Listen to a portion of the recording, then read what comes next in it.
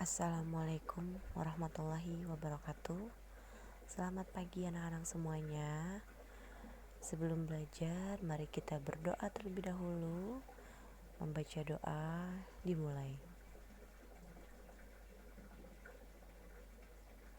Berdoa selesai, anak-anak kita lanjut belajar tentang perbedaan dalam kerukunan. Kalian tentu sudah sering ya melihat yang namanya pelangi di awan. Pelangi muncul ketika sesudah terjadinya hujan, ya. Warnanya apa saja? Warna pelangi ada merah, kuning, hijau, mejuku hibiniu ya, merah, kuning, hijau, ungu, jingga ya. Nah, pelangi itu indah. Kenapa? Karena warnanya yang berbeda-beda. Sama dengan hidup berbangsa dan bertanah air juga indah. Jika kita hidupnya rukun walaupun berbeda-beda. Nah, anak-anak coba perhatikan pada gambar ini ada anak-anak dan para orang tua sedang merayakan hari kemerdekaan negara Indonesia ya. Nah, ini bersatu mereka walaupun berbeda ya. Beda jenis kelaminnya, beda usia, tapi mereka semuanya bersatu. Hidupnya rukun. Nah, anak-anak di sini ada teks tentang perbedaan yang menguatkan. Namanya Kampung Cempaka. Kampung Cempaka adalah sebuah kampung transmigran. Warganya berasal dari berbagai daerah padat di Pulau Jawa. Hal itu menjadikan mereka berbeda suku maupun beda agama. Di Kampung Cempaka hiduplah 5 orang sahabat. Ada Asnah yang berdarah Sunda, Utami dari Banyuwangi, Tony seorang anak etnis Tionghoa yang sebelumnya tinggal di kota Semarang, dan Wande dari suku Tengger di Jawa Timur, Marta anak seorang pendeta yang dahulu tinggal di Solo. Di Kampung Cempaka, rumah mereka bersebelahan dan mereka pergi ke sekolah yang sama. Nah, itu sebabnya mereka sangat akrab. Mereka suka bermain bersama dan sering menghabiskan waktu di rumah satu sama lain. Meskipun berbeda suku, kebersamaannya begitu kental terlihat dalam keseharian mereka.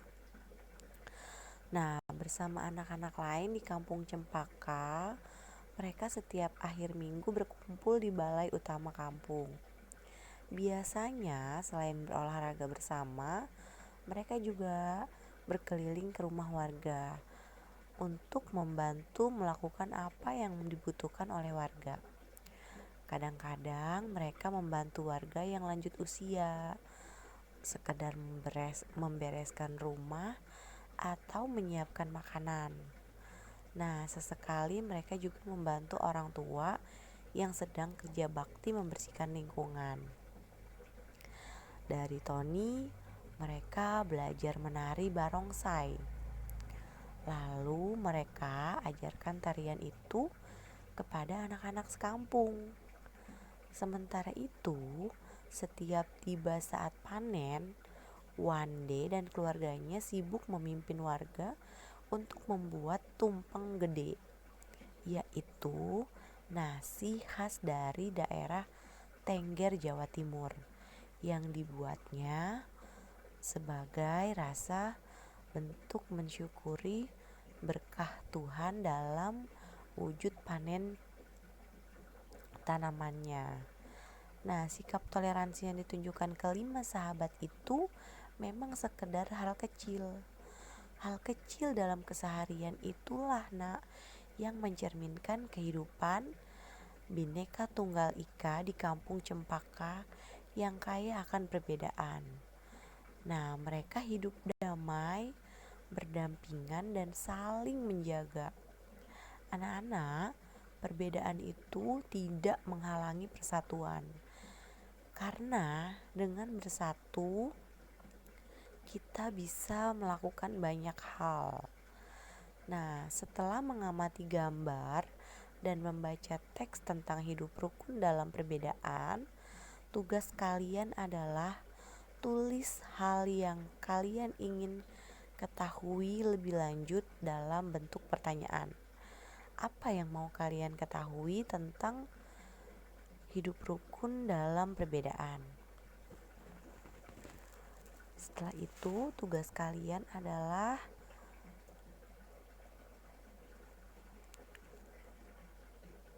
tulis kesimpulan tentang persatuan melalui hidup rukun dalam perbedaan. Tulis seperti ini ya, buat bagan. Apa perbedaan yang ada antara kamu dengan teman kamu? Kemudian, bagaimana menyikapi perbedaannya? Lalu, apa manfaat dari hidup rukun? Nah, itu tugasnya. Nah, selanjutnya ada teks tentang Lego-Lego tari adat Alor bermakna persatuan. Anak-anak, tarian adat adalah salah satu kekayaan budaya yang disampaikan secara turun-temurun dari nenek moyang. Nah, tarian adat memiliki pesan dan makna yang luhur.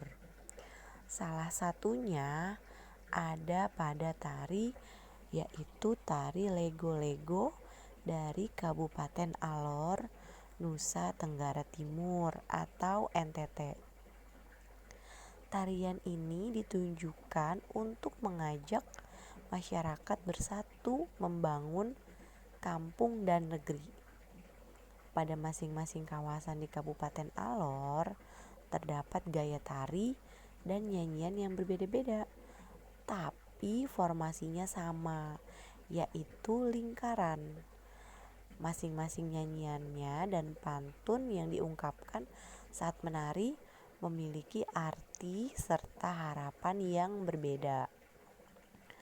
Ada beberapa literatur sumber ya menyatakan bahwa tarian ini sempat menjadi tari perang. Nah, sekarang tarian ini lebih sering digunakan untuk menyambut tamu.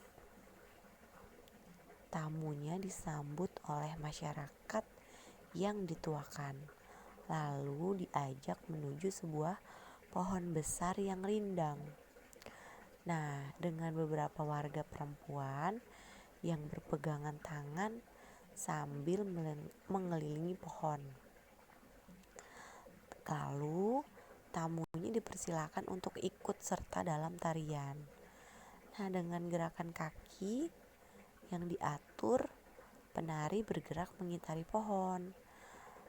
Pada saat yang sama, sirih pinang dan minuman kopi ditawarkan. Lalu, gerakan kaki dan nyanyian di masing-masing daerah bisa saja berbeda. Namun, formasi lingkaran dan komponen tradisional lainnya tetap sama. Nah, di dalam lingkaran ada 3 lelaki yang memiliki tugas berbeda. Ada pemukul gong yang nadanya digunakan untuk menghitung langkah penari. Kemudian ada seorang laki-laki yang bernyanyi sekaligus mengucapkan pantun. Dan seorang lagi bertugas membagikan sirih pinang serta minuman sopi namanya ya. Nah, selain menjadi identitas setiap suku, tarian ini menjadi salah satu identitas pemersatu masyarakat Alor yang mempunyai mimpi agar masyarakat dan pendatang terus bersatu membangun kampung serta negeri. Nah, Uh, Kemudian tugas kalian selanjutnya adalah kalian diskusikan dengan teman kalian atau dengan orang tua kalian bagaimana melakukan tari lego-lego. Setiap tari tradisional terdiri dari penari yang melakukan tariannya secara perorangan, berpasangan atau berkelompok. Nah, kegiatan menari lebih dari satu orang, apalagi berkelompok dalam jumlah cukup besar, membutuhkan kekompakan. Nah, posisi dalam menari perlu diperhatikan oleh seorang penari. Kalian masih ingat pola-pola dalam tarian? Yang pertama ada pola lantai lurus atau vertikal. Nah, seperti ini ya. Contohnya tari Yospan dari Papua, tari Serimpi dari Jawa Tengah, tari Baris Cengkedan dari Bali. Nah, pola lantai vertikal ini tari klasik ya. Banyak menggunakan pola vertikal.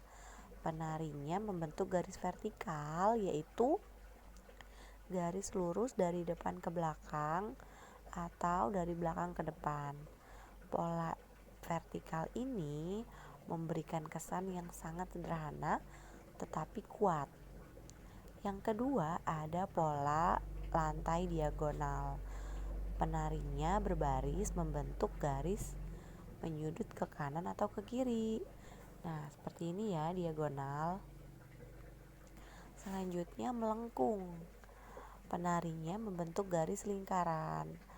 Tari rakyat dan tari tradisional banyak menggunakan pola lingkaran. Pola lantai ini memberi kesan lemah dan lembut. Contohnya yaitu tari Mak Badong Toraja dari Sulawesi Selatan dan tari Randoi dari Sumatera Barat. Nah, tugas kalian selanjutnya adalah temukan berbagai tari daerahmu. Sebutkan pola lantainya. Jadi kalian tulis pola lantai dari daerah kalian. Lalu apa pola lantainya? Tugas selanjutnya, praktikan pola lantai satu tarian bersama dengan kelompokmu atau secara sendiri ya. Jadi dipraktekkan, dibuat foto kolase, lalu tuliskan langkah-langkahnya dalam foto kolasenya ya. Itu tugasnya. Terima kasih. Wassalamualaikum warahmatullahi wabarakatuh.